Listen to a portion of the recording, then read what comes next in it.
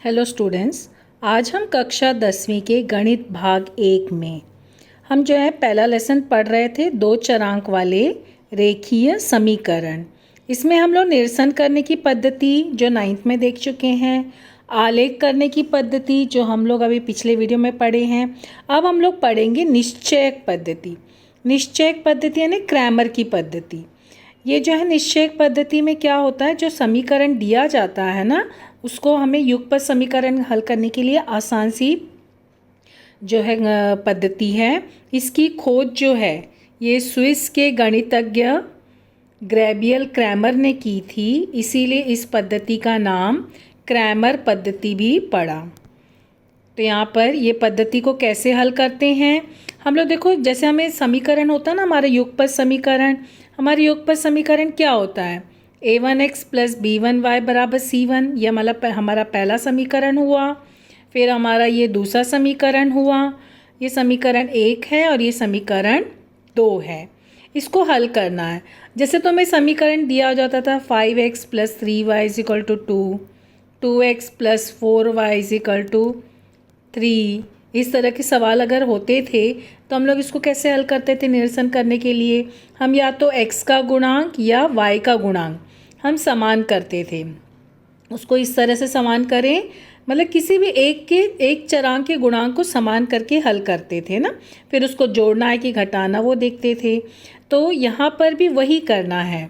अभी जैसे हमारे ये समीकरण x है, तो ये जो है x है इसका गुणांक a1 है, यहाँ x का गुणांक a2 है, यहाँ y का गुणांक b1 है, यहाँ b2 है।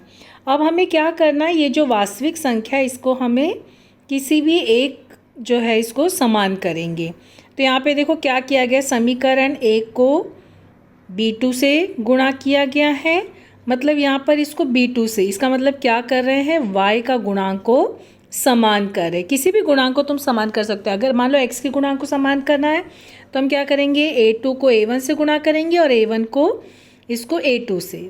अगर y को समान करना है तो इस समीकरण को b2 को और इस समीकरण को b1 को, किसी एक को करना, दोनों नहीं करना। या तो y के गुणांक को समान करना या फिर x के गुणांक, किसी को भी कर सकते हो। यहाँ पर y के गुणांक को समान किया गया है। तो देखो समीकरण 1 को b2 से गुणा किए तो ये मिला हमको। लेकिन गुणा करते समय ध्यान देना, सभी घटक को गुणा करना। हमें किस चरांक को समान करना वो तो हम पहले निश्चित करेंगे, सेलेक्ट करेंगे। फिर गुणा करते समय हर एक पद को गुणा करना, ठीक है। तो यहाँ पर इसको b2 से गुणा किया गया और यहाँ पे देखो समीकरण 2 को किससे गुणा किया गया, b1 से। तो हर एक पद को b1 से गुणा किए। तो अब देखो समीकरण 3 और 4 में देख रहे हो, हमें ये देखो y का गुणांक दोनों में समान मिला है ना, और x का गुणांक भी देखा जाए तो समान है। अब यहाँ पर देखो समीकरण 3 और 4 को क्या करेंगे, घटाएंगे। 3 और 4 को घटाने पर, ठीक है, यहाँ पर देखो x का गुणांक हमारा a1 b2 है और ये a2 b1 है, यानी ये समान नहीं है। समान क्या है, b1 b2 b1 b2, ठीक है। अब यहाँ पे b2 पहले लिखा, b1 बाद में लिखा। तुम चाहे 2 गुणे 3 लिखो, चाहे 3 गुणे 2 लिखो, दोनों भी 6 होता है। तो इसके लिए b2 पहले लिखा, b1 बाद में लिखा, चलेगा, गुणा में कर सकते हैं, ठीक है। तो घटाया क्यों गया है, यहाँ पे इसको घटाया क्यों गया है, ताकि क्योंकि यहाँ पे देखो ये दोनों भी प्लस में है ना, तो हमारा चिन्ह बदलना चाहिए, इसके लिए घटाया गया है। तो घटाने पर देखो ये घटक कट गया, ठीक है। अब यहाँ पे माइनस चिन्ह लेके हल करना, तो माइनस चिन्ह लेके हल करोगे। लेकिन तुम लोग देख रहे हो यहाँ पे ये जो है हमारा जो समीकरण है, यहाँ पर a1 a2 a2 b1 है, यहाँ c1 b2 यहाँ c2 b1 है। इसका मतलब क्या हुआ, क्या ये दोनों जुड़ सकते हैं, कोई घटक आएगा नहीं। तो क्या करना, जैसे दिया वैसे लिखना है, चरांक में है ना। तो a1 b2 minus a2 b1 और यहाँ पे c1 ये पहले लिखा है ना, फिर माइनस ये, यहाँ पे ये पहले लिखा है फिर माइनस ये, ठीक है। और जो भी जब घटाना तो कोष्टक में चिन्ह लिखना, ठीक है। तो ये तुमको मिल गया। लेकिन हमको किसका मान निकालना है, हमको यहाँ पर x का मान निकालना है। तो x का मान निकालना मतलब क्या करोगे, ये जो घटक इसको क्या करोगे, पक्षांतर करोगे। पक्षांतर किए तो मतलब यहाँ पे ये गुणा है, तो यहाँ जाके क्या हो जाएगा, भाग हो जाएगा। तो x का मान हमको क्या मिलेगा, x बराबर C1B2 minus C2B1 upon A1B2 minus A2B1। ये पक्षांतर किया ना हमने इसको, ये घटक देखो ये यहाँ पे आ गया, इधर बटे में आ गया, गुणा था तो यहाँ आके बटे में हो गया। तो ये हमारा एक समीकरण 5 हो गया। ठीक है, फिर यहाँ पर देखो सेम ऐसी, अब x का मान मिला ना, तो x का मान क्या करोगे, किसी भी एक समीकरण में रखोगे। तुम्हारे पास समीकरण 1 और 2 लिखा है ना, तो किसी भी समीकरण में रखोगे तो y का मान मिलेगा। तो ये हमारा y का मान आ गया। y का मान हमको क्या मिला है, ये y का मान मिला है। तो निरसन करने से हमको y का मान मिलेगा। अगर तुम चाहो तो अगर x का गुणांक को समान करोगे तो तुमको पहले y मिलेगा, बाद में x मिलेगा। ठीक है, दोनों में से किसी, अब देखो हमको x और y का मान मिल गया। तो जब ये x और y का मान मिला तो यहाँ पे देख रहे हो x का मान हमको क्या मिला है, C1B2 माइनस C2B1 और A1A2 माइनस A2B1। ये याद आ रहा है, ये हम लोग देखो पिछले वीडियो में निश्चयक मान देखे थे। तो निश्चयक मान में देखो ऐसे हम जो है ABCD होता था ना हमारा ABCD, तो यहाँ पर हम क्या करते थे, इसको इससे गुणा करते थे, इसको इससे और माइनस लिखते थे। सेम चीज़ यहाँ पे भी देखो ये है, ये बीच में माइनस है, तो सेम वही हो गया। तो यहाँ पे हम इसको अभी निश्चय के रूप में लिखेंगे। तो निश्चय के रूप में लिखे तो क्या मिला हमको, देखो यहाँ पे निश्चय के रूप में जब हम लिख रहे हैं तो हमको क्या मिल रहा है, देखो ये C1 C2, तो यहाँ C1 C2 और देखो B2 B1, क्योंकि तुम्हें पता ना ये इस तरह से गुणा होता है, तो इसके लिए B2 यहाँ लिखा गया, B1 यहाँ निश्चय के रूप में। सेम यहाँ पर इसको भी निश्चय के रूप में लिखा गया।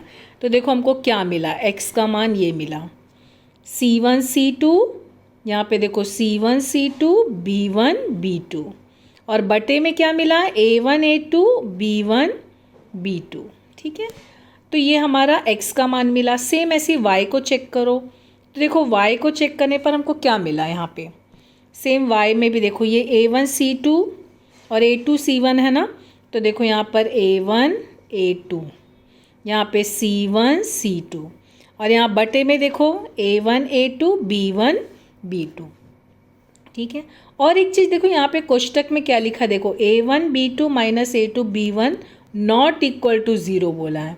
क्यों ये नॉट इक्वल टू 0 हुआ, देखो यहाँ पे बटे में है, दोनों जगह ये बटे में है, तो ये 0 नहीं होना चाहिए। हमें पता ना, हमें बटे की संख्या कभी भी 0 नहीं होनी चाहिए। तो अब देखो इस समीकरण से हमको क्या मिल रहा है, देख रहे हो यहाँ पे देखो ये C1 C2 B1 B2, ये किसका मान हो गया, dx का मान हो गया। ये हमारा किसका मान हुआ, dx का मान। देखो ये जो है ये C1 C2 B1 B2 dx हो गया। सेम ऐसी A1 A2 C1 C2 ये dx हो गया, ये dy हो गया, और दोनों में बटे में देखो सेम चीज़ है ना, वो d हो गया। तो देखो ये dx मिला हमको, ये dy मिला A1 A2 C1 C2 और ये हमको d मिला। ठीक है, तो इसका मतलब क्या हुआ, x का मान क्या मिला, x बराबर dx बटे d और y बराबर dy बटे d। कैसे आए देख रहे हो, यहाँ पे देखो ये हमारा है ना, ये हमारा क्वेश्चन, ये देखो हमारा समीकरण। ये समीकरण तुम्हें लिखना मतलब ये तुमको पढ़ना है। ये एक्चुअली x का मान dx अपॉन d, y का मान dy अपॉन d कैसे आया, ये उसका हल है। ठीक है, तो यहाँ पर देखो ये हमारा क्या हुआ, ये हमारा dx है और ये हमारा क्या है dy है, और दोनों में देखो बटे की संख्या दोनों में सेम है, दोनों में देखो बटे की संख्या सेम है, यानी कि ये d है, यहाँ पे भी d, यानी क्या हुआ x हमको क्या मिला dx अपॉन d और y हमको क्या मिला dy अपॉन d।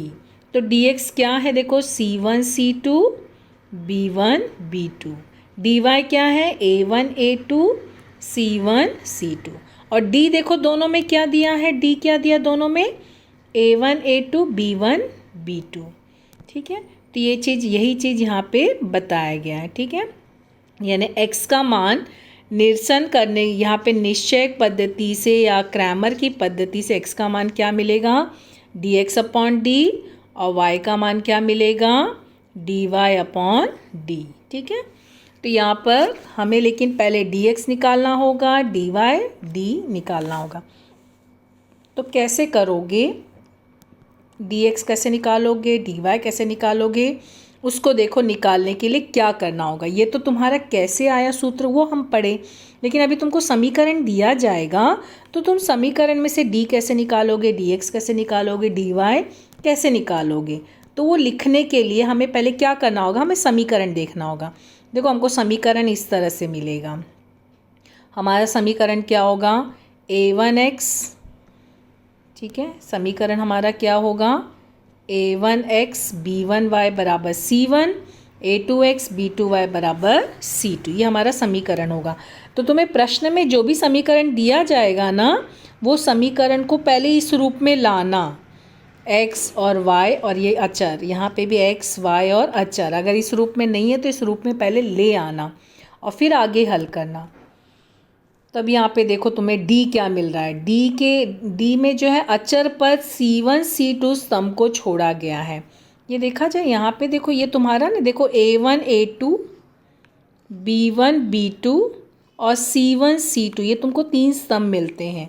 यही सब तो तुम्हारा जो है dx dy के सूत्र में आया है ना, यही सब आया है ना। तो जो d है, d में हमको क्या मिला था, a1 a2 b1 b2, इसका मतलब कौन सा स्तंभ छोड़ा गया है, c1 c2, ये अचर पद, यानी कि अचर पद जो है वो छोड़ा गया है d में। तो यानी ये ध्यान रखना, d में अचर पद छोड़ देना है, ठीक है, a1 a2 b1 b2 ये लेना है। फिर से हम समीकरण देखेंगे। अब हमें क्या निकालना है, dx निकालना है। तो dx लिखा है, देखो यहाँ पे x लिखा है, इसका मतलब तुम्हें क्या करना है, देखो हमारे 3 स्तंभ है a1 a2 b1 b2 c1 c2, तो हमें कौन सा जो है स्तंभ छोड़ना है, x वाला, जो a1 a2 है ना ये छोड़ देना है, b1 b2 c1 c2, ठीक है। तो यहाँ पर ध्यान देना, ये जो x गुणांक है ना, इसका स्तंभ हमको छोड़ देना, उसकी जगह पे हमें कौन सा लिखना, अचर पद। कहाँ पे, देखो अभी हमारा यहाँ पे d में क्या था, तो यहाँ पे dx के लिए हम क्या लिखेंगे, हमारा जो अचर पद है, अचर पद जो है a1 a2 की जगह पे क्या लिखोगे, अचर पद। यहाँ पे इसकी जगह पे हम क्या लिखेंगे, c1 c2 और फिर लिखेंगे b1 b2। देखो dx कैसे लिखा हमने, c1 c2 और b1 b2, ये हमारा dx हो गया, ठीक है। फिर dy देखेंगे। अब देखो dy में ये हमारा समीकरण है, तो देखो dy आ गया, यानी कि y का जो गुणांक है ना, ये y का गुणांक, ये नहीं लिखना है, इसकी जगह पे क्या लिखना है, c1 c2। ध्यान देना, जो पहले दिया वो पहले ही लिखोगे और जो बाद में दिया है उसकी जगह पे, क्योंकि y है, dy आ गया, मतलब याद रखना y का जो गुणांक है उसको हटा देना, उसकी जगह क्या लिखना है, अचर पद c1 c2। तो हमारा dy क्या हो जाएगा, dy देखो पहले क्या है, a1 a2 और दूसरा b1 b2 की जगह क्या लिखेंगे हम, c1 c2। देखो y लिखा है, मतलब y का गुणांक नहीं लिखना है। अगर x लिखा है, जैसे dx था ना, x लिखा है यानी कि x का गुणांक नहीं लिखना है, तो जो गुणांक नहीं लिखना उसकी जगह पे हमें क्या लिखना होगा, अचर पद। ये अचर पद है ना हमारा। तो देखो dx आ गया, x था तो a1 a2 की जगह पे लिखे c1 c2 और b1 b2 वैसे ही रहेगा। लेकिन dy था, यानी y पद आ गया, इसका मतलब a1 a2 लिखोगे, लेकिन जो y का गुणांक है उसकी जगह क्या लिखोगे, c1 c2 हो गया। आसान है ना। देखो dx dy कैसे याद रखना है। तो अभी हमें यहाँ पर ये पद्धति को हल करने के लिए हमें क्या क्या करना है। सबसे पहला स्टेप, समीकरण को ax प्लस बी वाई बराबर c के रूप में लिखना है। सबसे पहला स्टेप, अगर समीकरण इस रूप में है तो फिर ज़रूरत नहीं है आगे हल करना, लेकिन अगर इस रूप में नहीं है तो पहले इस रूप में दोनों समीकरण को लाना है, दोनों समीकरण, ठीक है। पक्षांतर करना, पक्षांतर करते समय चिन्ह बदलेगा, वो सब ध्यान देना और इस रूप में ले आना। उसके बाद अब हमें निश्चय का मान निकालना, d dx dy। तो जो d पद रहेगा, तो d तुम्हें पता है ना, d है यानी कि a1 a2 और b1 b2, ठीक है। तो जो a1 होगा वहाँ पर लिखना, जो A2 होगा यहाँ लिखना, जो B1 होगा वो यहाँ लिखना, जो B2 होगा वो यहाँ। ये A1 A2 B1 B2 क्या जान रहे हो? देखो A1 x का गुणांक, B1 y का गुणांक पहले समीकरण का, और दूसरे समीकरण में A2 B2 और C2 होगा। ठीक है, तो जो x का गुणांक होगा वो A2, जो y का गुणांक होगा B2 और जो अचर होगा वह C2। बस वो ध्यान में रख के, इसीलिए तो ये मानक रूप में लिखना है ना, तभी तो हम ये निकाल पाएंगे। फिर d तो हो गया, अब dx निकालना है। तो dx के लिए तुम लोग क्या करोगे? देखो x आ गया, x आ गया यानी कि x वाला गुणांक नहीं लिखना है ना, उसकी जगह क्या लिखना है? अचर C1 C2। तो जो भी C1 C2 होगा, जो संख्या होगी ना, वो तुम लोग लिखना है यहाँ पे, और यहाँ पर B1 B2। तो dx निकाल लेना। फिर ये निकालोगे कैसे? ये ऐसे तिर्यक गुणा करना ना, इसको इस तरह से, निश्चयक मान हम पढ़े ना कैसे निकालते हैं वैसे। फिर dy निकालना है, तो dy के लिए देखो y आ गया, यानी कि हमें क्या करना है? x का गुणांक तो लिखना है A1 A2, और y आ गया यानी y का गुणांक नहीं लिखना, उसकी जगह कौन सा लिखना है? अचर C1 C2। तो जो भी A1 यहाँ होगा, जो संख्या होगी ना x के साथ, वो यहाँ लिखना, और जो अगले इसमें जो होगा A2 वो यहाँ लिखना, जो C1 होगा यहाँ। फिर इसको ऐसे गुणा करके घटा के हल करना। ठीक है, तो ये तुम लोग जब d dx dy का मान निकालना, तो पहला पद क्या था? समीकरण को x प्लस बी वाई बराबर c के रूप में लिखना। दूसरा समीकरण क्या होगा? d dx dy का निश्चय का मान निकालना। उसके बाद तीसरा स्टेप क्या होगा? x बराबर dx बटे d और y बराबर dy बटे d। हो गया हमारा हल समीकरण का, और इस तरह से हमारा ये समीकरण का हल आ जाएगा। ठीक है, ध्यान देना d जो है वो ज़ीरो नहीं होना चाहिए, d ज़ीरो नहीं हो। इसके लिए सबसे पहले क्या करना ना, d निकाल लेना। अगर d ज़ीरो आ रहा है तो लिख देना समीकरण का कोई हल नहीं है। ठीक है, हम लोग यहाँ पे पढ़े थे ना आगे, जो है समीकरण का हल जो है, बटे में अगर ज़ीरो आया तो क्या होता है? बटे में ज़ीरो आया तो समीकरण का कोई हल नहीं होगा। ठीक है, वैसे ज़ीरो आएगा नहीं, लेकिन बाई चांस अगर तुम्हारा ज़ीरो आता है तो आगे dx dy निकालने की ज़रूरत नहीं है, डायरेक्ट लिख देना समीकरण का कोई हल नहीं है। एक उदाहरण देख लेते हैं। देखो ये हमारा उदाहरण है, क्रैमर की पद्धति से समीकरण हल करो। ये हमारा समीकरण है, तो पहले चेक करो क्या ये मानक रूप में है। देखो ये हमारा समीकरण 1, ये हमारा समीकरण 2। हाँ देखो मानक रूप में है 5x plus 3y minus 11, 2x plus 4y minus 10 है मानक रूप में। ठीक है, तो ये हमारा समीकरण 1 हो जाएगा और ये हमारा समीकरण 2 हो जाएगा। अब तुम्हें क्या करना है? सबसे पहले क्या निकालना है? d निकालना है। सबसे पहले d, तो d हमारा क्या है? a1 a2 b1 b2। अब देखो a1 क्या है?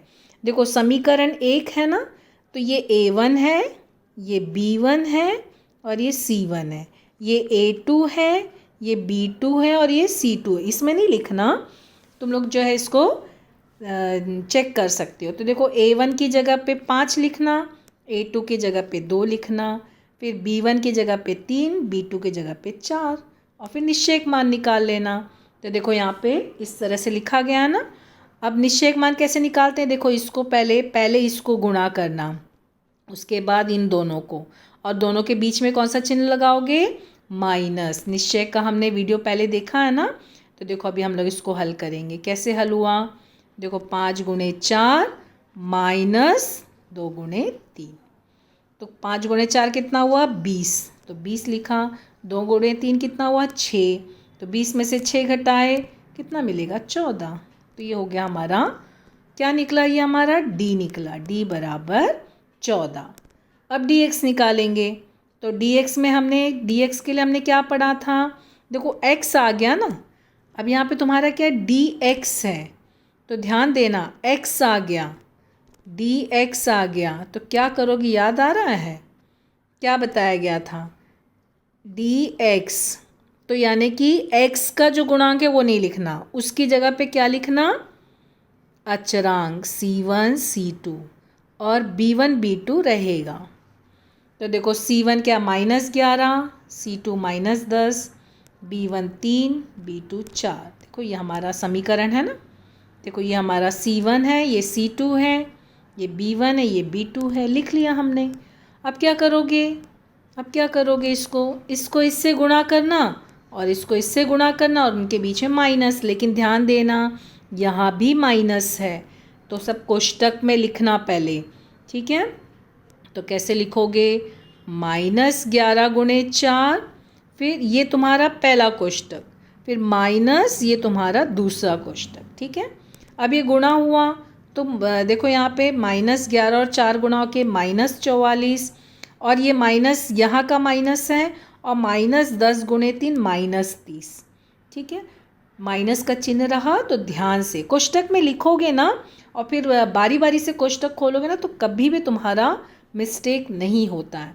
तुम लोग जो है बोर्ड मास करके पढ़े हो ना, तो कभी भी ब्रैकेट सॉल्व करो, ठीक है। कभी भी ब्रैकेट सॉल्व करो, फिर उसके बाद ऑपरेशन करो, फिर उसके बाद डी यानी डिवीजन यानी भाग दो, एम यानी मल्टीप्लिकेशन यानी गुणा करो, ए यानी एडिशन यानी जोड़ो, और सब्सट्रैक्शन। बोर्ड मास के ऊपर कई गाने भी है, देखना यूट्यूब पे। फिर यहाँ पे अब यहाँ क्या हो गया? कोष्टक खोलेंगे ना। अब हमारा ये कोष्टक खुलेगा, ये माइनस और ये माइनस, तो क्या हो जाएगा? प्लस। कोष्टक खोलोगे तो ये -44 ऐसे ही रहेगा, और माइनस माइनस मिलके प्लस, ठीक है। लेकिन अब देखो एक माइनस है एक प्लस है, इसका मतलब हमें क्या करना है? इसका मतलब हमें घटाना है, ठीक है। तो घटा दिए, 44 में से 30 घटाए -14, और ये माइनस है ये प्लस है, बड़ी संख्या माइनस, इसके लिए -14। तो ये हमको क्या मिला है? dx मिला है। ये हमारा क्या मान मिला है? dx मिला -14, और d हमको मिल चुका है ऊपर। अब dy निकालेंगे, तो देखो अभी dy आ गया। y आ गया मतलब क्या करना है? y आ गया ना, तो क्या करोगे? y का गुणांक हटा देंगे। देखो हमारा dy, तो यानी कि पहला x है यानी a1 a2 लिखोगे, दूसरा y गुणांक है ना b1 b2, यानी b1 b2 न लिखे क्या लिखोगे? c1 c2, ठीक है। ये अगर सूत्र तुम्हें आ रहा है तो इसको लिखो, नहीं आ रहा है तो डायरेक्ट तुम संख्या लिख सकते हो। कंफ्यूज नहीं होना, गलत नहीं लिखना, कहीं भी एग्जामिनर को मार्क्स काटने का मौका नहीं देना है। अब ये लिख लिया हमने, a1 a2 का मान लिखे, c1 c2 का लिखे। अब देखो इसको इससे गुणा किए और इसको इससे गुणा किए, तो गुणा कर दिए। देखो यहाँ भी माइनस है ना, तो ध्यान से, हाँ गुणा किया है, माइनस है, तो देखो क्या मिला? 5 गुणे -10, और ये माइनस फिर 2 गुणे -11। तो जब ये गुणा हुआ तो क्या मिला तुमको? देखो यहाँ पे 5 को 10 से गुणा के -50, और यहाँ 2 को 11 से गुणा के -22, और देखो माइनस माइनस मिलके प्लस, और ये -50 यहाँ का है। अब क्या हो गया यहाँ पे? अब तुम लोग क्या करोगे? इसको घटा दिए, एक प्लस एक माइनस यानी घट गया, तो 50 में से 22 घटा 28। लेकिन माइनस क्यों लगा है? देखो 50 बड़ा है ना, तो माइनस। ये हमारा किसका मान मिला? dy का मान मिला, ठीक है। अब हम क्या करेंगे? x का मान निकालेंगे और y का। हम लोग पढ़े ना, x बराबर dx बटे d और y बराबर dy बटे d, ये क्रैमर का नियम है। dx निकाल चुके हैं, d निकाल चुके हैं, dy निकाल चुके हैं। अब मान रखो, dx ये मिला, d ये मिला, दोनों कट के क्या मिला? -1। क्यों -1? यहाँ माइनस है ना, और dy अपॉन d यानी -28/14, तो 14 गुणे 2 देखो -28, तो -2 हो गया हमारा x y का मान। यानी कि क्या होगा हमारा समीकरण का हल? लास्ट में स्टेप लिखना, एक्स वाई बराबर -1 -2, यह दिए गए युगपत समीकरण का हल है, ठीक है। यहाँ पे कंप्लीट होता है तुम्हारा। ये हमारी कौन सी पद्धति हम लोग पढ़े? ये हम लोग पढ़े क्रैमर का नियम। क्रैमर के नियम को निश्चयक पद्धति या क्रैमर की पद्धति दोनों कहा जाता है, ठीक है। निश्चयक पद्धति से हल करो चाहे क्रैमर की पद्धति से हल करो, दोनों सेम चीज़ है। Thank you.